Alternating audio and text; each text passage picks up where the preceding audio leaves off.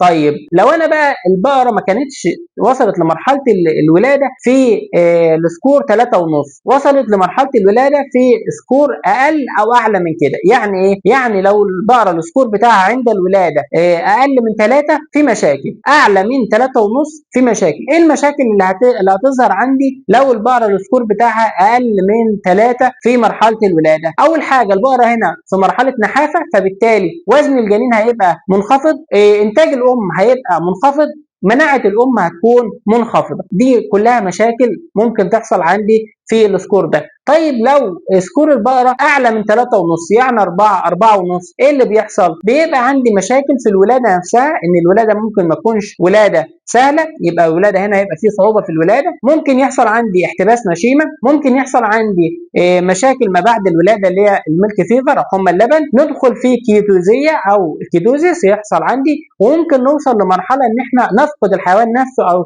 يحصل نفوق للبقر.